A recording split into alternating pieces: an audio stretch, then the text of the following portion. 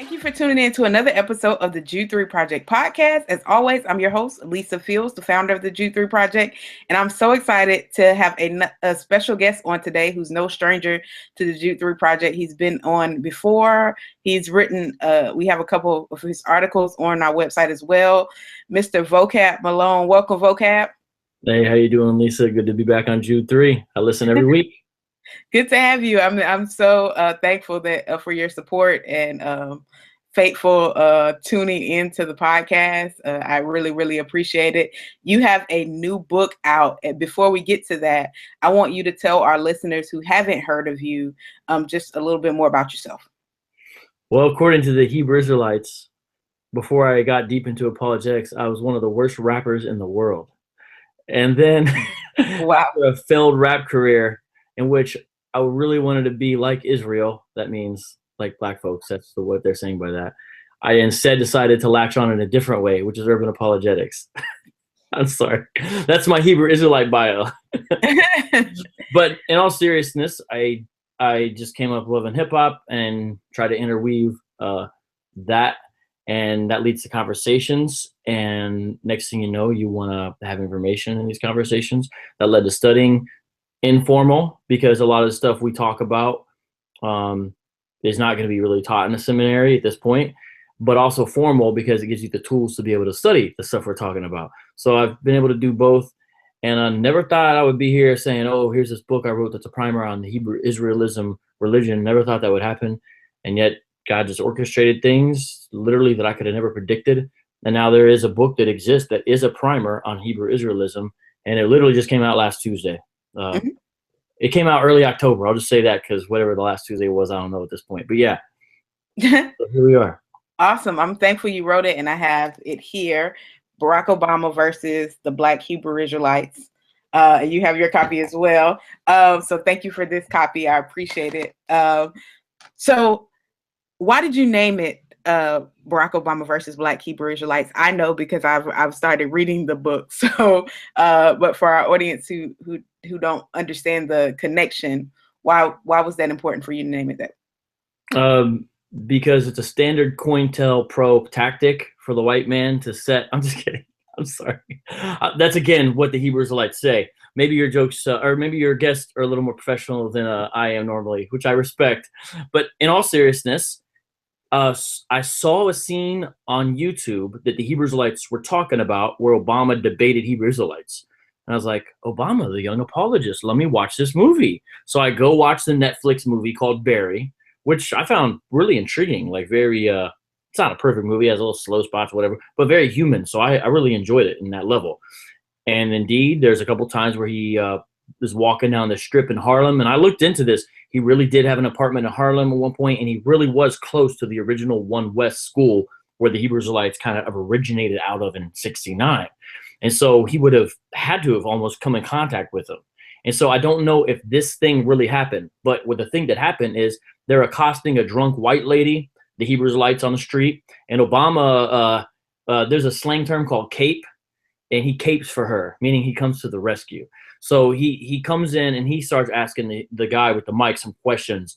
And so the minute I saw that, I said, that is a title for a book, because you can use that scene and it's like a cultural touch point now in a way, you know, like it's sort of in pop culture. So it's not obscure as sort of the religion of Hebrew Israelism is itself. And you can take that and do all kinds of it can shoot all kinds of different ways, because I saw immediately a bunch of connections between that scene and what you could talk about with Hebrew Israelism. And also it's better than just intro 101 survey. You know, I was like, I don't want to do that. And so that's why what it is. It comes from that scene, that little miniature debate scene. Mm-hmm. I should have said just read the book. So just kidding. Everyone else. That's quite interesting. And you speak, and this is about the One West Hebrew Israelites specifically, and you mentioned some other sects in there. What is the distinguishing kind of beliefs of the One West group? Right. So even on the back of the book, some of the people I mentioned are not One Westers. So I'm talking about Hebrew Israelism, but then I'm sort of zoomed in on One Westism. And within that, sometimes I'll do a compare and contrast between a non-One West Hebrew Israelite and a One West Hebrew Israelite. So I mentioned 1969. I mentioned Harlem. And the reason why we call them One West is because they come out of a school that was located at 1 West 125th Street. And they had different addresses, but that's kind of the commonly associated address when the school really formed what it was. And so now that school is no longer an entity, but there's a whole bunch of different sects and variations of Hebrew Israelites that ideologically and sometimes literally historically trace back to 1 West. And so we knew we needed to differentiate because there's Tanakh only Hebrew Israelites. There's Hebrew Israelites who do accept the New Testament Messiah, but yet they're not 1 West, like Israel of God, for example, that Amari Stoudemire is part of, or influenced by. That's maybe the better way to say it, because he's kind of associated with the demonic community now. But like, it's a way to differentiate it. But it doesn't mean we don't talk about anything else, but there's a focus on 1 West Hebrew Israelites, which here's why. And not everyone will agree, but I really think it's uncontestable when you go on social media or if you walk down the street. They're the most visible, they're the most vicious, they're the most vibrant. That's why. That's why there's a focus on them. It's the clear and present issue of it versus some of the other groups that got their issues, but they're not out on the streets every week. They're not in your face. They're not up on social media. You got to kind of go to their church. So that's why I focus on the 1 Westers. Mm-hmm. Awesome. That's helpful. For those who haven't heard of Hebrew Israelites, I get people all the time who are saying, hey, my family member's in something, I think it's kind of weird. I don't know what it is. They believe they're the true Israel. I'm kind of confused about it. I hear this all the time from not only people that family members have gotten caught into it, or pastors who have no idea what it is at all. Could you just give an overview before we even dive even deeper? Because some folks are even lost from the gate with the name of Hebrew Israelites.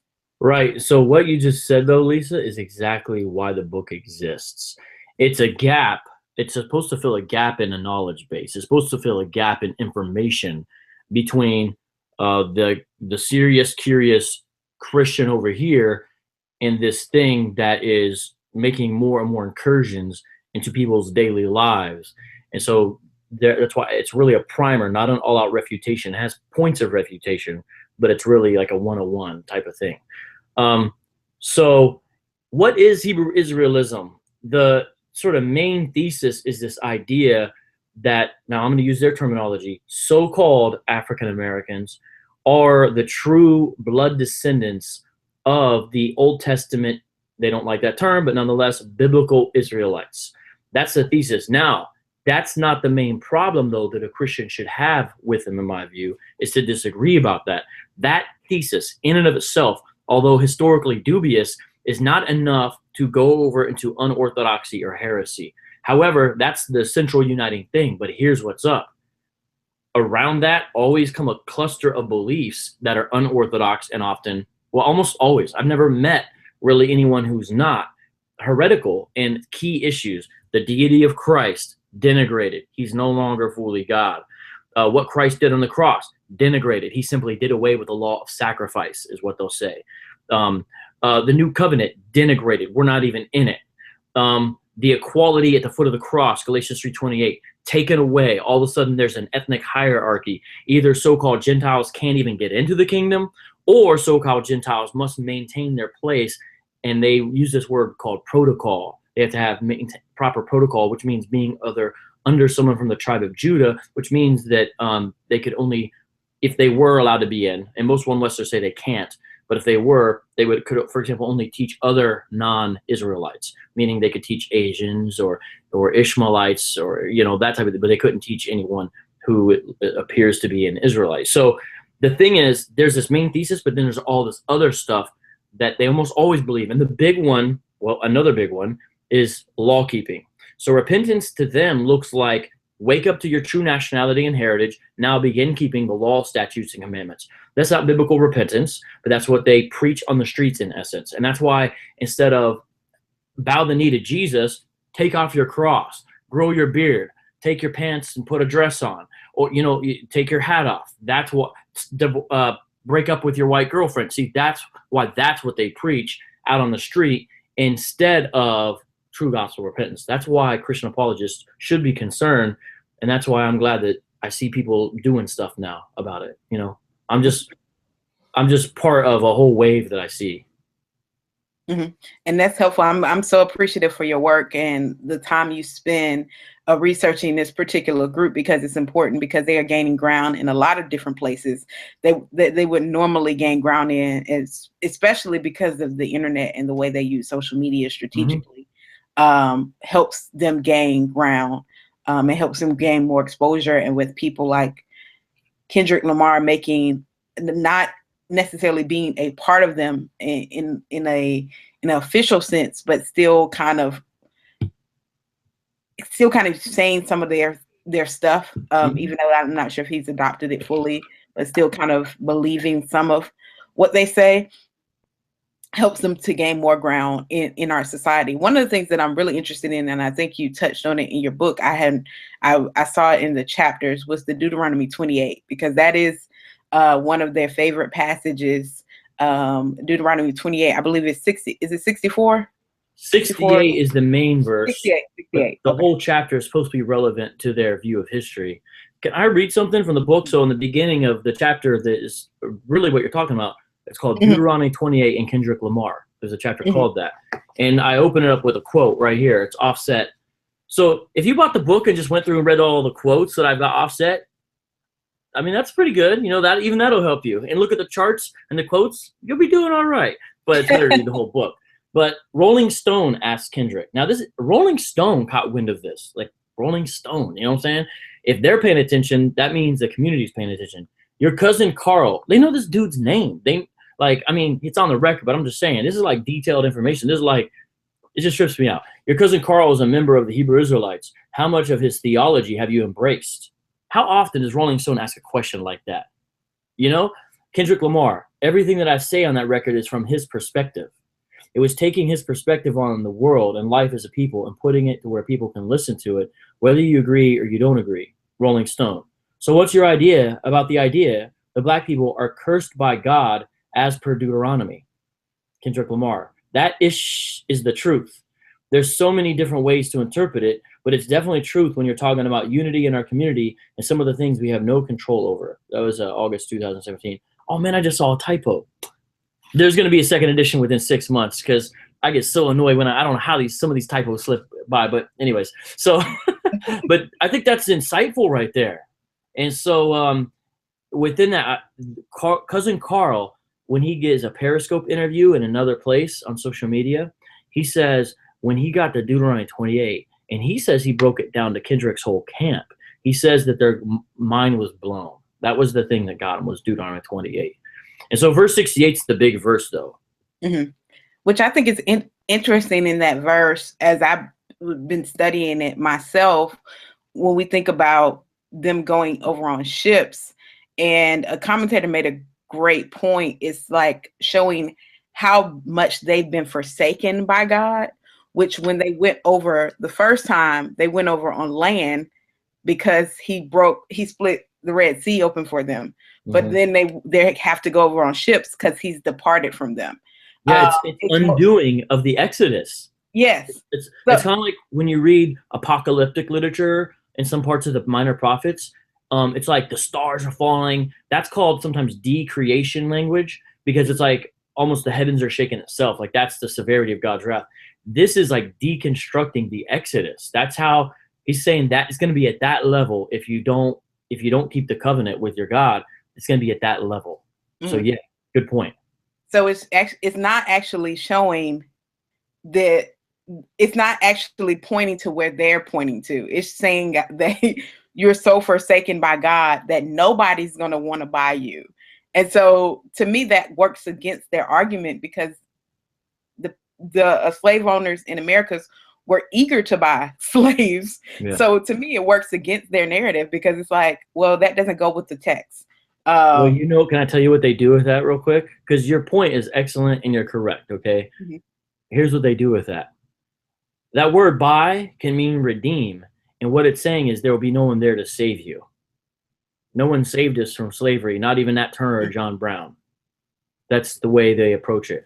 Now, that's incorrect, because the whole slave thing that's happening in verse 68 is clearly like actual being sold into slavery. But then they kind of take this out. No one's.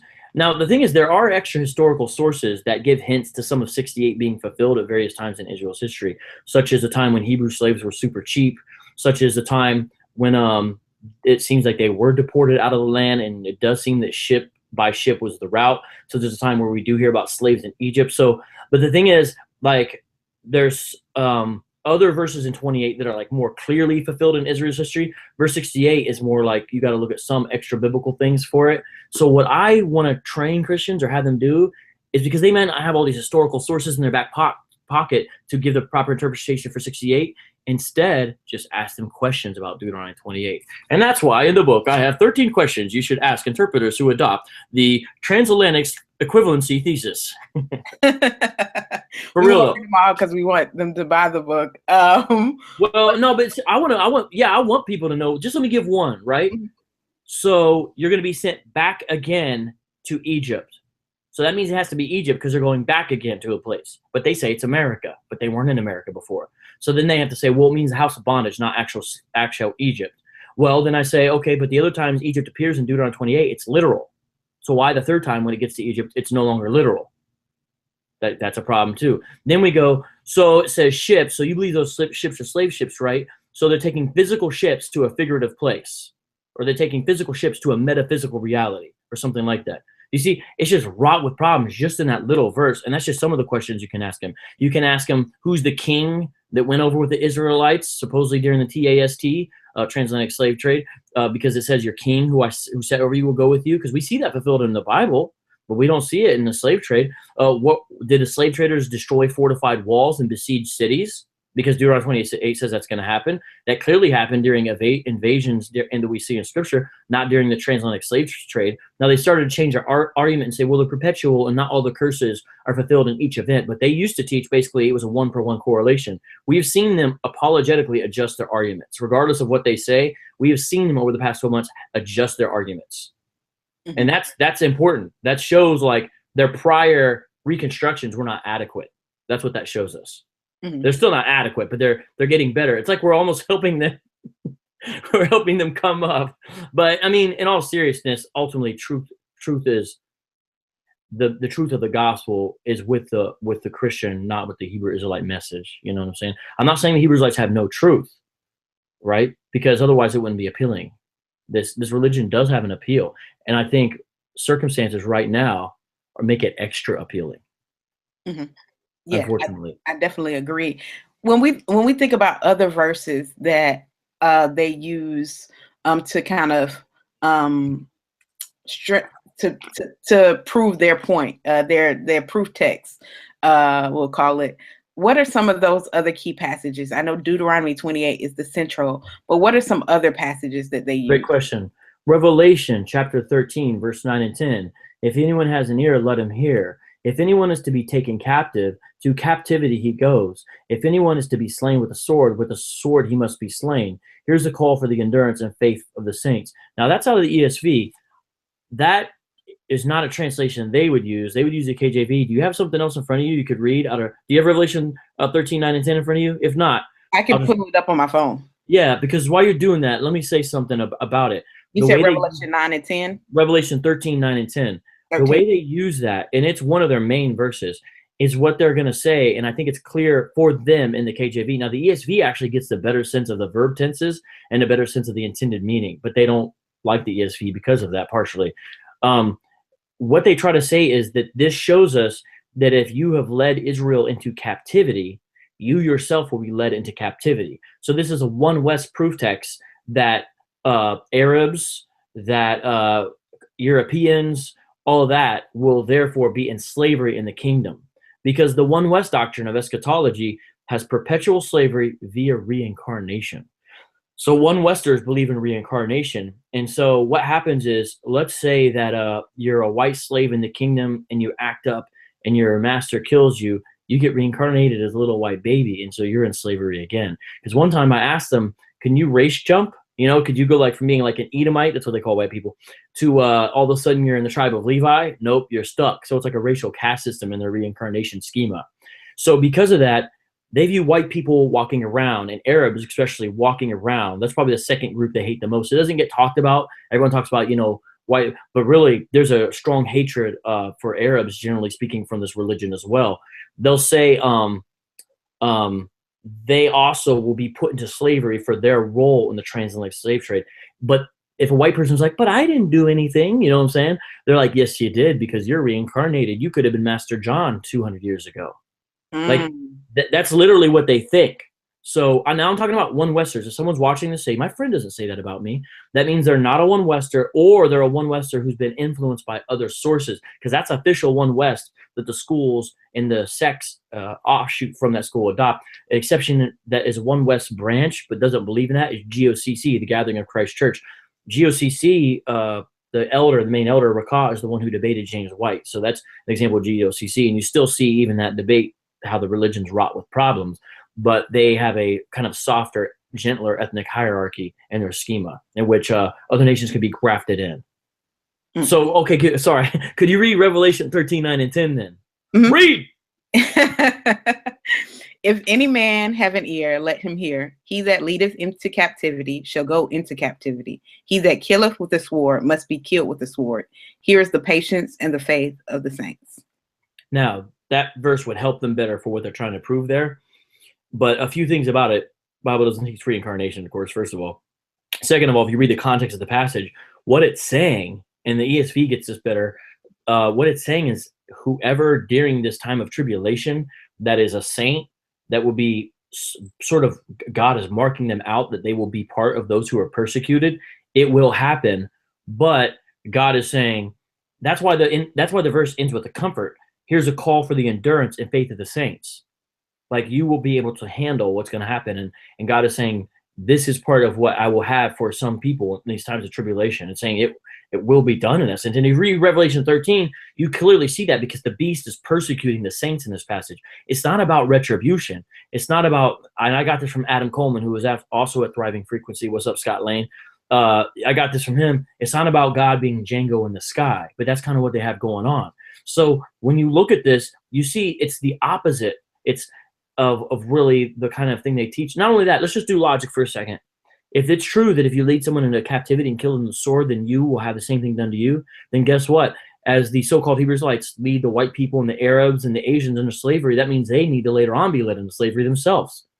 If that's the way this actually works, it's be a perpetual cycle, because they led someone into slavery. Or does it stop there? You see what I'm saying? What do they do with that?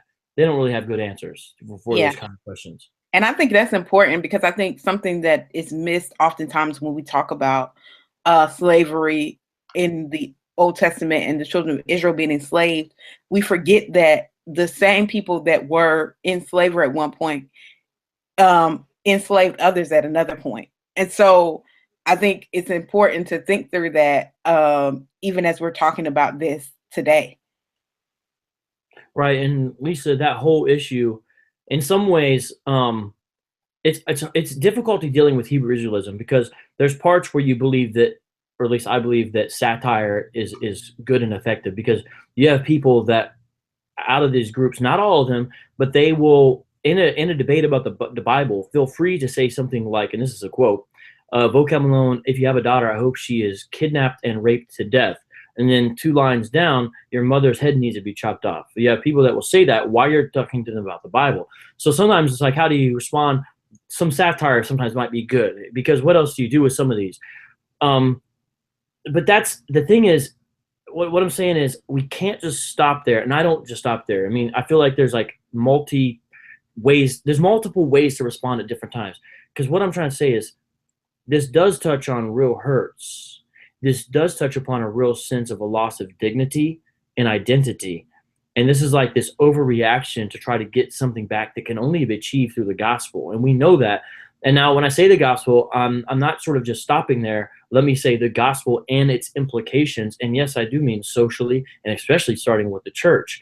But it starts first with the gospel before you get the implications socially and in the church, especially in America. I mean, that's where some of this real stuff has to go down. So it's touching on real issues, but we also shouldn't kid ourselves. Every person within Hebrew Israelism is not just responding to hurts and negativity. There are aspects of this belief that are so vile that they simply attract people who have a bloodlust. I'm not saying everyone.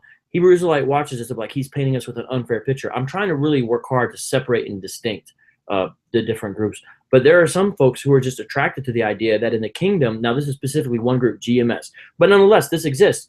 In the kingdom, as soon as a woman displays that she is now having the signs of womanhood, aka her first period, then in the kingdoms, you will be able to take her or grab her at will. What that means is you'll be able to rape women in the kingdom as part of what God gives you, and that's a biblical doctrine, according to GMS.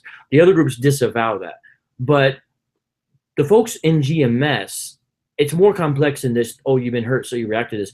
There's some folks in there, there's a vile aspect that attracts some folks to this. Not every camp. I specifically said GMS. I want to reiterate. But nonetheless, that needs to be dealt with. And here's what I don't like, Lisa. When I critique or critique some of those more like bizarre and just clearly wicked doctrines, a lot of times the moderates get upset.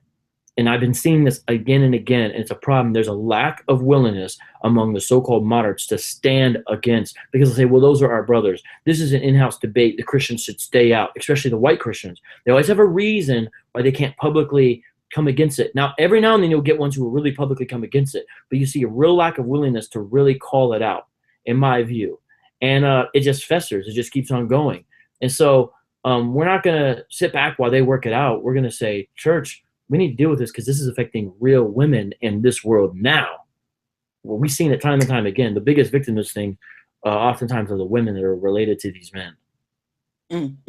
Because do they adopt polygamy in some of their so IUIC doesn't. Israel United in Christ, that's the one that influenced Kendrick Lamar. They do not. But that is them getting away from One West. So they've shed that One West doctrine. That is a One West doctrine, distinctive. IUIC is still a One West school in the sense of their ideology, but they've got rid of that. But Sakari, they say if a woman doesn't adopt polygamy, she's filthy. And they say that that's a biblical warrant for saying she's specifically, they use that word, filthy, biblically speaking. Sakari does. GMS does. ISUPK certainly are big on polygamy.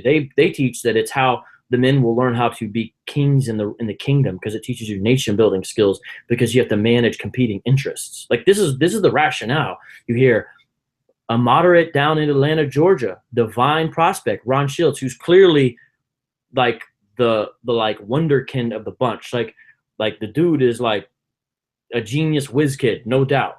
Like for real, much respect. But he adopts, and he doesn't like to call polygamy, he calls it polygyny. They have this other version because basically I think it only means men with multiple wives. Polygamy would be both ways, so it's polygyny. I think that's how they use it. But so even you'll see some of the moderates embracing it. Israel of God doesn't, but then again, they're not a One West school. So that's a real thing. And you know, the second wife has no protection. The third wife has no protection. They have no protection. They're just trapped in this bad, messed up situation. We've done a couple shows with Sister Cherry and Raquel. They're in the Shield Squad, our apologetics crew, and it's called Victims of One West. Just Google that time, Victims of One West, and look up for those two shows. And it's just heartbreaking because there's a marriage in there, 50 years. That's how long these folks were married. This isn't just affecting younger folks anymore. So we better pay attention. And I hope another better book comes along and is a better primer. And I hope another book comes along that's a more thorough refutation. There's lots of books on Islam. There needs to be lots of books on Hebrew Israelism. So I'm trying to like spark people, like, let's do this, y'all. Let's do this. Let me just be a contributor. Let's do this, because I don't really know how much longer we're going to wait with all these issues going on in the community. And here's this Hebrew Israelism. We're just watching it grow right under our noses. Mm-hmm. And I think that's so important for people to take this seriously. One of the things that when we do our training in engaging Hebrew Israelites for Jude 3 is the last one I taught, it's usually pastors and leaders. And I make the point that one of the biggest problems in the church is that if we are using the text incorrectly, we don't have a leg to stand on when engaging Hebrew Israelites. So if you use Deuteronomy 28 as a claiming blessings 1 through 14, it's going to be problematic and very difficult to engage, because hermeneutics the hermeneutics, for those who don't know the art of interpreting scripture, is important. And it's one of the reasons why this group is able to thrive, because we haven't taught people how to study the Bible in its proper context. And so while apps like YouVersion and devotionals are very popular in Christian circles, they are not helpful for a robust understanding of scripture. And I think that's, people are trained to read the verse of the day and they just go away, or they read a devotional a day and they're done. And as long as they felt like they got a message from God, they're good, which is okay if that's a supplement to something that's more robust. And so because people don't know how to interpret scripture, they're very much easy prey for groups like Hebrew Israelites. And so I've just always challenged pastors and leaders, make sure you're training your congregation on how to study the Bible, because if not, you can't just bring a Vocab Malone in or bring a Jude 3 in to help with the Hebrew Israelite issue if you're creating other issues by not training people on how to properly interpret scripture. Yeah, the real issues with this really do begin with us, you know, like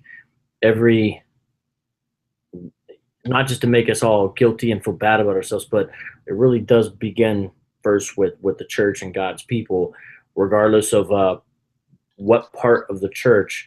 Like, this is a church-wide problem, and whether we see it or not, you know, if you're a white evangelical in the suburb, whatever, you know, or if you're over here, over there, it's still relevant to all of us because it affects the global church. And so we got to care. And some of those issues right there. And when you see some of these guys who are truly skilled in this art of the reader and kind of the interpreter, it's almost like, now if Hebrews are funny, they're like, listen to Vocab Malone, listen how admirably he talks about us. I think it's because he wants to be us. Or sometimes they'll say, I'm suspect. If I talk too admirably about them, it means I'm actually gay. I'm just telling you, these are real comments these guys give to me. But I just believe in calling things as they are. When you watch some of these guys who are really skilled in the interpreter with the reader method, it's almost like watching jazz musicians. Like, they know where to go in and out and where to weave it. And there's like this perfect sense of timing and flow. And to someone who has never seen someone handle the scriptures like that, it can be dazzling. And I have firsthand accounts of where I say, tell me how you got into this thing. And someone will say, they came over to the house. I was super skeptical. I didn't even really have a lot of respect for the Bible. I mean, I had some, I knew my mom was into it. But when I saw these men who looked like me, who were strong men, who dressed, you know, this is when they didn't have their garb on, they dressed normal like me, and they're here and they're just flowing. They're answering every question that I have in a way that no pastor had ever done. And they're flowing in and out like in perfect sync. Like, I've heard people, they're just like mesmerized by some of these guys with the way they're handled. It's just like in awe, like I had never seen that done before. And it can't just be like pastor on stage or so-and-so on the screen. Our Christians need to be able to handle the word of God better. We have the truth, for goodness sake, and not these. I mean, I'm not trying to be mean again, but basically these cult members outdo us and shine through with things that are half truths. It's a real shame. And to the like little kind of pastor, little ministry, hold on to their kingdom and kind of like, well, you got to be training your people, or you're going to lose them anyway. You know, like, you got to empower them and equip them, or you're going to lose them anyway to stuff like this. Because it's 2017. It's no longer, there is an internet, everyone. And people walk out in the streets, and everyone in America doesn't think so similarly as they used to. And people are more exposed to global realities than they used to be. Like, it's time to understand that, y'all. I mean, that's why, you know, this Thriving Frequency hashtag was woke church, you know? And I think that's so important, because I have a friend, her best friend was strong in church, has just got swept away in Hebrew Israelite because her boyfriend embraced it. And I think now he's her fiance, but he was able to draw her with him. And my friend was trying to talk to them before they left the church. And what happened was, she said her friend's boyfriend started being around Hebrew Israelites, started seeing videos, started going to the meetings and this is in Virginia Beach, started going to the meetings. And he said he went to his pastor and had a list of questions and was like, I need you to debunk this from me, because I'm hearing this from videos. I'm meeting with people, and he left him with a series of questions, and his pastor said, "Okay, I'll get back to you," and never got back to him. And he took that as, you don't have the answers, and so you're on Right. He deal put with Kanye on him. You don't have the answers, Pastor. it. And so I think because pastors in some cases aren't taking this seriously, aren't taking the question seriously, or maybe just don't know the answers themselves, people are leaving because they're like, well, if you can't answer this question, then I'm with the wrong group of people. And so I think that's, to add to your point, it's so important, because you're going to, like, he left his church, you're going to lose them anyway if you don't take this seriously. Yeah, and we're talking about Hebrew Israelism, but it's now one of many what you might call these. I don't like these terminologies, but I don't know what else to say to explain what I'm trying to explain. Alternative urban spiritualities. It's now one of many.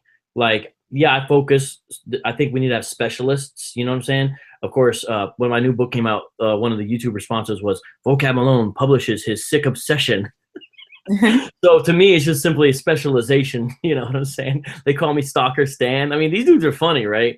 This is why it's like the perfect. I mean, I enjoy it though. It's not everyone's not cut out to deal with these guys, but I feel blessed to be involved with it. But we're not even talking about Nuwabians, Moors, sovereign citizens. Of course, Kemetic cats, conscious community, and there's all types of variations with that. We're not even like talking about all that stuff. And that's all making these incursions. Plus, you have the old standbys of Nation of Islam and the 5 percenters. And you start to go down the list, and it's a daunting. And I'm not just trying to be mad at people, but sometimes I look at my bookshelf, and I am a little mad. I'm like, there's Kingdom of Cults. Where's the urban version? Again, urban, that's a weird word. What am I supposed to say, right? But where's the version that deals with, it's like and even in Kingdom of Cults, the older versions have a chapter on Nation of Islam. The newer versions don't. It's like even our little spot got taken out. It's not in the newer versions. Like, where is it? And so it's a book here, it's a book there, and you got to kind of cobble everything together. And don't get me wrong, in the book, I do that. I try to marshal existing resources and say, if you have questions about this issue regarding Hebrew Israelism, these books will help you. But it's a big work of aggregation right now. You know what I'm saying? We're kind of gathering things and explaining things to people. We're in a very formative stages of doing the church clapback, if you want to call it that. But nonetheless, it's like, why not? And so I'm glad. I think we're starting to see it, and sometimes I'm like, dear Lord, don't let it be too late. This ain't too late, because we've been sleeping. They've ran 3 laps, and we're just now got out the blocks. Mm-hmm. We didn't hear this pistol, but it went off a long time ago. Mm-hmm. You know what I'm saying? Anyways. Yeah. But I'm encouraged by the work I see people doing, such as yourself. I noticed that you do a lot of online engagement with them, and I commend you for being able to engage with them for that long online. I don't have the time to do it, because it's just so much. Anytime, I'm sure when this video goes up, it'll be tons and tons of comments on there. We'll get tons and tons of emails like we did the last time you were on. Anytime we post anything about Hebrew Israelism on our website, it's tons and tons of emails. I know I'm gonna get flooded, and I do not have the time to engage. And sometimes I don't see the engagement as helpful in some cases. Some people really want to engage to understand. Some people just want to engage to argue. How do you decipher who to respond to and who not to respond to? Because I know people are struggling with that as well. Right. I do think it's good for people to have the Bible says be sober-minded. And that doesn't just mean don't be a drunkard, although I think that includes that. But it's a sense of kind of a correct assessment of reality. And that includes some correct assessments about yourself. Now, I pray we all want to be more Christ-like and grow in the fruit of the Spirit. But if you're a person tend to like tempers and like, you want to get violent back, you can't handle, then don't engage a Hebrew Israelite on the street, for example. If you're a person who has a real like loose fingers and you just can't control like what you are about to type when you get it, you should not engage Hebrew Israelites online. Like if you have a sense of where God has you and what you can do in that, then I think you kind of just look at that first, like where are you constitutionally, to use a way to put it. And I think that's important because we just got to be real about where we're at with all that. But then you have to say, okay, what am I going to do online here? Do I just want to understand Hebrew Israelite stuff better? And if that's your goal, you won't be as upset if maybe they don't respond the right way, because you're just simply trying to understand. And even with non-answers that they give, you're understanding more about them if you're being astute. And that's why we need to pray for wisdom and be wise as serpents, harmless as doves. Other folks, you may realize there's people kind of paying attention to your engagement. And if you think it'd be beneficial for the saints, because the Bible says that when Apollos went over to the other saints in a certain city at the end of Acts 18, I believe it was, it says he blessed the saints there. And I believe it was because of his public engagement with the rabbis and whatnot, and as he refuted them down to the last drop, that people saw, oh, this Christianity is real. Like, look at Jesus in the Old Testament. I think sometimes there's some people, like, I think that's what James White kind of did. I think that's what kind of happened there. Maybe that's you. Other times there's someone you sense like the Lord is really working with, and we don't always know, but like, so I just think there's sort of a sense of wisdom. And for me, sometimes it's almost happenstance. Like, there's a day where something's going on, I see one of them go live, I'll jump on there and try to talk, and I try not to shut anyone down, but there's no way you can respond to all this stuff, because it's crazy, the level of, they're prolific. When we put up a video, we already know in advance. When I say we, I mean the Shield Squad. We already know in advance it's going to get more dislikes than likes. We already know. That's like sort of the nature of the apologetic arena we're in, because they're more interested than a lot of the Christians are in what we're doing, unfortunately. So they're going to come on there and just be flooded with negative comments. But nonetheless, like, you see the Christians being like, oh, now I get it. Now I understand what they're trying to say. Now I have an answer for my friend. And so just kind of thinking about that as you go into this. But there's no one size fits all to know who should engage, what, when, where, why. But even at Thriving Frequency, I had a street preacher say, I'm out there preaching, and I see these guys right down the street. I'm Philly. Should I engage them, vocab? And we kind of talked about almost strategies of like how to help him think through when he should engage them versus when he should just also be doing his street preaching. And I think we came up with like a decent rubric that I think is helpful for him to say when he kind of break off to engage them versus stick to just evangelizing. You know what I'm saying? And because these are real questions, but we do. That's the thing. What you just said. All of us should be thinking through these things. That's what we should be doing. Like, okay, how, when, what, where. Not just, don't worry about it. They're crazy. We can't do that anymore. Mm-hmm. So I know that's not like the greatest answer. I'm just saying there are ways to approach it, and we're learning together.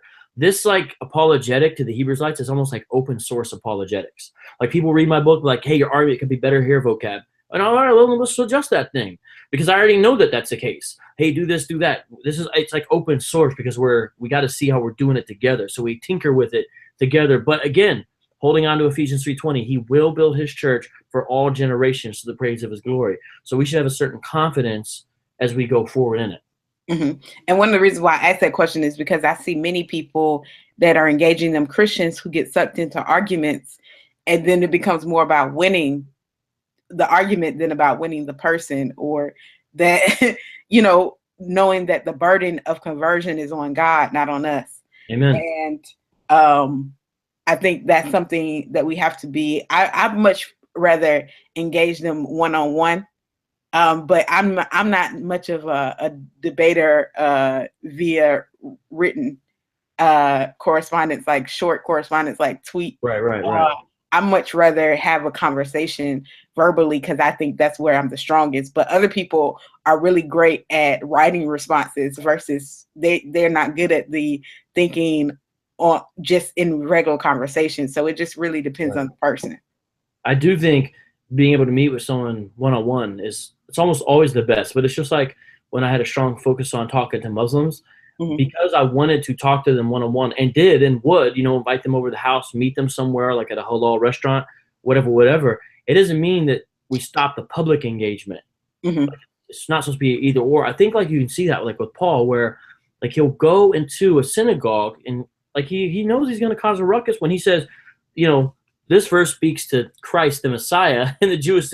He knows it's going to cause some problems. Or when he goes to the Stoic and the Epicureans, hey guys, resurrection in the house. He knows it's going to cause a problem.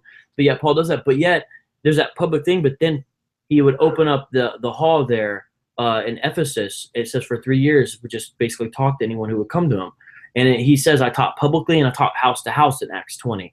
And so you see, it's not an either or. Both, yeah. And now how a person individually does it, that may be different. I'm not saying every person needs to do both but just kind of realize the church as a whole collectively is kind of doing those things. And like, if you go back and find every comment I've ever made to a Hebrew Israelite, am I going to be 100% perfectly charitable? Everyone was just right on the money? No. But like, is there a conscious effort to try to say, okay, what is best for satire here? What is best for a creative response? What is best to bypass what they're saying to talk about something that's more important? What's best to take the time to respond to this? Like, at least trying to think about it. And we won't be perfect, but if we're doing that, God will use those efforts. And I think we've seen that because, Lisa, since I talked to you last year, we've seen people come out. Now, is this religion shrinking? No, I predict it may reach NOI, Nation of Islam, heyday numbers. And NOI actually was never very big, but they had an influence that outweighed their size. But they really are on the descension, really. And I think this Hebrew Israelism is on the ascendancy, and we need to recognize that. So I'm not making a prediction we're shutting this down, but I am making a prediction we're going to properly equip the church, and we're going to defend and protect, and that as long as we're faithful and obedient, we can kind of be glad in that. And I think I see that's what's happening. But we've seen people come out, is what I was trying to get around to. We've seen them come out, and we've seen some marriages saved. Like, I'm not even joking. Actual about to fall apart because one partner's doing this, Hebrew Israelite thing, the other one's staying a Christian. We've seen that. We've seen families get together and do interventions. Were they always successful? No, but we've seen people come together and even have not like kind of like AA, you know what I'm saying? Like an intervention with the family. We've seen people be encouraged that just felt really alone because this has affected them. And maybe they're a single dad now with the kids, and the mom's Hebrew Israelite, and she left him for a Hebrew Israelite, and there's all this trauma with the custody. And we've seen those men just be simply encouraged that almost like we exist. It's like, I thought I was the only one, and I would just be kind of like be alone and understanding this the rest of my life and dealing with it. We've seen churches get strengthened because there's been some churches that had some problems with this making inroads. We've seen lots of good things. Now, there's also been sad tales. Almost everyone that I talked to after the session at Thriving Frequency, they came up to me, almost like maybe 80% of the people, when they started talking to me, is because they had a family member or close friend who was in this thing. And I was just like, does everyone have a sad story?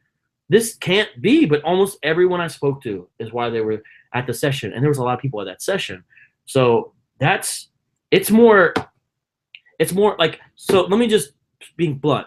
When a white person says, why are you involved with that? That seems obscure and crazy. And, why are you involved with it? And I'm like, and I almost sometimes I sometimes take different approaches. Sometimes I say, if you have a black friend, because every white person has at least one, right? They tell us, right? Mm-hmm. If you have a black friend, ask them if they know someone who's involved in Hebrew Israelism. Because what I'm saying is almost everyone knows someone who is in some way now. Almost everyone, like down to a person, they know some person in some way and some people know multiple people. And so it's like, just because it's not on your radar doesn't mean it's important, is what I'm trying to get at by that. And so there's a lot of sadness, though, even when I talk about the joy and the triumph and the beauty we've seen. There's some real sadness from this thing, too. And it's not helpful to the community because it teaches you to hate your neighbor, and it's destructive to the family. Like, and I don't care what they say. That's really what it does. And we know because we get the testimonials. We know from real people, not like, some video. And so what we gonna do, church? Well, I definitely appreciate the work that you're doing, and we want to encourage everybody. I'm gonna lift up the book again, Barack Obama versus the Black Hebrew Israelites, and we already know before we get the email that they don't like to be called Black Hebrew Israelites, it's Hebrew Israelites, but that's one way that we're able to identify them for people who have no understanding of them outside of that. If you just say Hebrew Israelites, that people don't connect, but when you say Black Hebrew Israelites, they know immediately usually what you're talking about. So it's only on the cover. It only says on the cover, not in the book. Yeah, because I was reading, you don't put it anywhere else but the cover. So we are aware and we respect that you want to be called Hebrew Israelites. So I want to make that known before I get the email about it. Let me just say something. Even some of their own books still call themselves Black Hebrew Israelites. You see the subtitle of this book? Oh, okay. This came out in 2017. Oh. So, and the funny thing is that she, I believe it's a female that wrote it, Jacqueline. She says why she did it. Because in the actual book, she doesn't really use the terminology much for it. It's like, hey, that's my exact rationale. I got this book after I wrote the book. She says basically the same thing as what I said is why I use it. But there's still some Hebrew Israelite leaders who use the term, such as Nathaniel of IUIC, and I document that in the book. And they used to use it themselves back in the like 80s and 90s as well. So it's like a newer sensitivity. Nonetheless, I don't call them that in the book because I understand that. Last time I was on, I re-listened to the interview, what's called an errata. I think that's how you pronounce it, where you make a mistake. I talked about a Hebrew Israelite leader who had a 12-inch action figure doll made of himself, and he sued the doll maker because it wasn't dark enough, which that's a wild tale in and of itself. And by the way, everything I just said is true. A guy named the Comforter, here's what he calls himself, Tazadakia, did that. But in the interview, I said the wrong Hebrew Israelite name. I said Yahana. It was not Yahana of ISUPK. It was Tazadakia. And so I just want to make an errata from the last interview. But even in that errata, it's kind of like, what? A guy had a 12-inch action figure doll of him, and okay. But anyways, it was Tazadakia, not Yahana. So I just wanted to clarify that. Thank you. Gotcha. Is there anything else before we tell them where they can get the book that you want to say about the book? If you're trying to get an all-out refutation for Hebrew Israelism, you'll be disappointed by the book. But I don't think that's what everyone needs yet, because we're still in step 1. So we're going to get to step 2, which is refutation. But right now we're explaining to folks what this even is. This is a primer. It is a survey. But now that's not to say it's not detailed. Even though it's like 144 pages at this point, it's pretty detailed in some of the information. It's not vague. For a book of its size, there's a decent amount of footnotes. Now I write to where most people can understand. But so after you read it, the idea is that you should be able to have intelligent, productive, as much as they can be, dialogues with folks who are considering getting into this or that already are. Now, that's not saying that there's not points of refutation. There are points of refutation, but that's not the sole focus of the book. The sole focus of the book is a subtitle, An Introduction to the History and Beliefs of One West Hebrew Israelism. But honestly, these guys, as one of their main weapons up to this point, Lisa, has been the surprise. No one really knows what they believe. They don't know what's going on. We're trying to take away that element of surprise, because half the battle, like G.I. Joe used to say, now you know, and knowing is half the battle. Half the battle for us is just simply knowing what they believe, because honestly, it's so unbiblical in a lot of cases, so bizarre, and so ungodly in a lot of cases. I mean, I'm not saying all of it, but a lot of it, that simply knowing it exposes it. And so a lot of this is just, imagine this book as a flashlight. That's kind of like the way I see it at this point, to shine a light on what the doctrine's really about. And that's a big part of the work, because up till now, there's no systematic theology for this. You know what I'm saying? What are you going to do, watch 1,000 YouTube videos? Well, I saved you the trouble. So that's a point by that. But you can get it on the book patch. The book patch? Thebookpatch.com. You can get a digital version and you can get a physical version. And we will be making an announcement pretty soon. It will be available on other outlets. That's all I'll say for now, but it will be available on other outlets soon-ish, but it's still a process. So as of now, basically the publisher, printer of the book works with a company directly that they've worked with for years, and we've already had people get their orders. So this is already going on.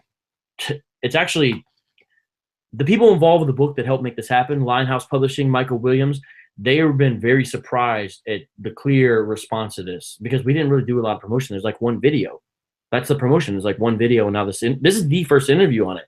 We've been like really surprised at how many people have been like, I need to get this, and have got it. So it's been kind of overwhelming and amazing. Like I've already had to reorder. Like, so it's good to hear. It's good to see. And I've been getting some good feedback. I know I'm going to get negative feedback. Some of it's going to be deserved.